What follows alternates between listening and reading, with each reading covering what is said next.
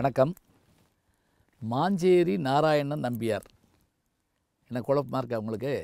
MN Nambiar. இப்போ கேட்ட உடனே உங்களுக்கு ஞாபகம் வந்துடும்.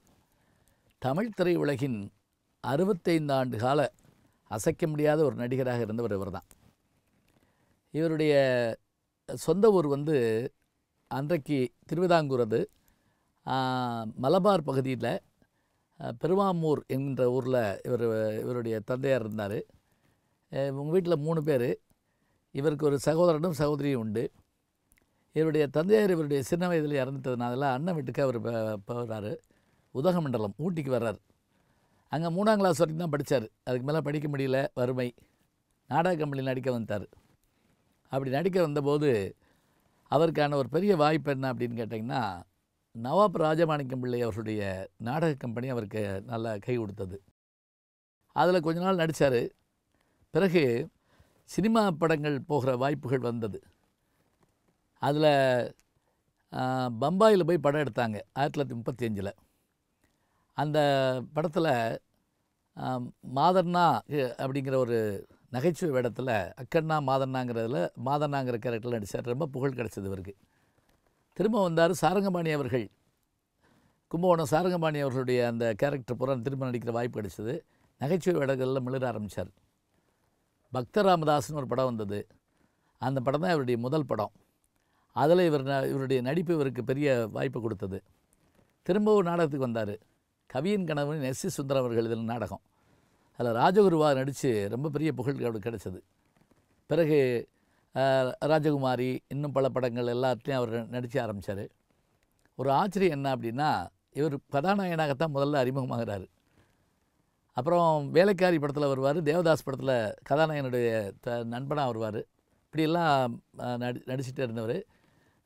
நிறைய படங்களில் இவர் காமெடி நடிகராகவும் நடிச்சிருக்கார்.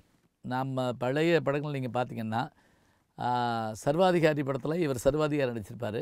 மர்மயோகி படத்தில் இவர் காமெடியாகவும் நடிச்சிருப்பார். பிறகு இவர் வில்லன் கேரக்டரில் நடிக்க ஆரம்பித்தார். மந்திரிகுமாரி படத்தில் இவர் நடித்த அந்த கேரக்டர், அந்த ராஜகுருவா வந்தார் பாருங்கள், அது அவ்வளவு புகழ்பெற்ற இதை தந்தது. எம்ஜிஆருக்கு நிரந்தர வில்லனாக இவர் தான் ஆனார்.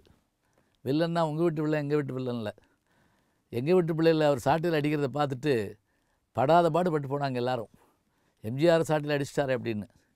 நான் பார்த்த ஒரு அனுபவம், நான் தான் முதல்ல சொல்லுவேன். அது இப்போ எல்லோரும் சொல்ல ஆரம்பிச்சிட்டாங்க. திண்டுக்கல் தொகுதியில் எம்ஜிஆருடைய முதல் அரசியல் பிரவேசத்தில் மாயத்தவரை நிப்பாட்டுறார்.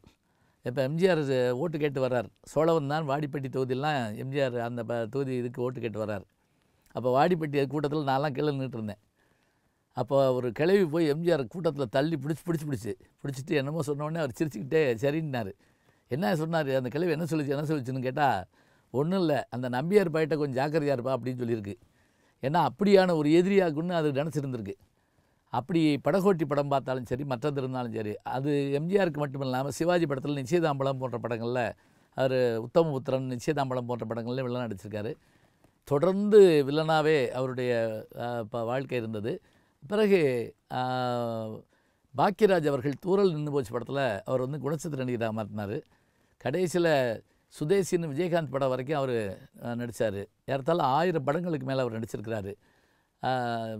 11 வேடங்களில் அவர் நடித்த திகம்பர சாமியாருங்கிற அந்த படம் இன்றைக்கி நீங்கள் பார்த்தா கூட அப்படி ஒரு ஆச்சரியம் இருக்கும். அத்தகைய ஒரு நடிகர் இவர். பாடவும் செய்வார். இவர் பாடுவார், நகைச்சுவை நடிகராக இருப்பார், குணச்சித்திர வேடம் ஏற்றிருப்பார், கதாநாயகன் நடிச்சிருக்கிறாரு. எம்என் ராஜமும் இவரும் சேர்ந்து நடித்த படம் பாகப்பிரிவினை. ஒன்று சேர்ந்த அன்பு மாறுமான அந்த பாட்டு வரும். அந்த 2 பேருமே பின்னாடி வடிவேலு படத்தில் 2 பேரும் சேர்ந்து நடிச்சிருப்பாங்க. MN Nambiar, MN Rajam. அது பல பேர் கூட 2 பேருக்கு எம்என் வருதே அப்படிம்பாங்க. ஆனால் அவங்க மதுரையை சார்ந்தவங்க, அதனால் எம்ங்கிறது அந்த இது.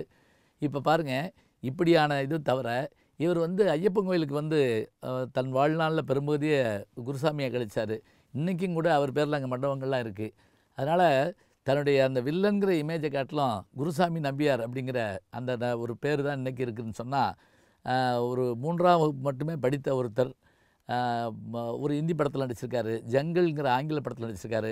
1000 படங்களுக்கு மேலே நடித்து தன்னுடைய உடற்கட்டையும் சரியாக பாதுகாத்தவர் இவர் தான்.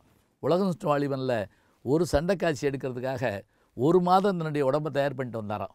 எம்ஜிஆர் கேட்ட உடனே இப்படி தான் நடிக்கணும்னு சொன்ன உடனே கொஞ்ச நாள் எனக்கு ஒரு 15 நாள் டைம் கொடுங்க அப்படின்னு சொல்லி உடம்பு தேத்திட்டு வந்து அதை நடிச்சு கொடுத்தாருமாங்க. புத்தர் கோயில் நடக்கக்கூடிய அந்த சண்டையை நீங்கள் இப்போ பார்த்தாலும் அவ்வளோ அருமையாக இருக்கும். இது எல்லாமான ஒரு ஒட்டுமொத்த திரட்டு தான் எம்என் நம்பியார். 2008 அவர் மறைஞ்சிட்டாலும் கூட இன்றைக்கு நீங்கள் எந்த சேனலில் எந்த ஒரு படத்தை போட்டாலும் அதில் நம்பியார் இருப்பாருங்கிறது அவருடைய உழைப்புக்கு கிடைத்த ஒரு பெருமை. ஜி ஞானசம்பந்தன் அப்படிங்கிற இந்த யூடியூப் சேனலில் சப்ஸ்கிரைப் பண்ணுங்கள், நண்பர்களையும் பண்ண சொல்லுங்கள்.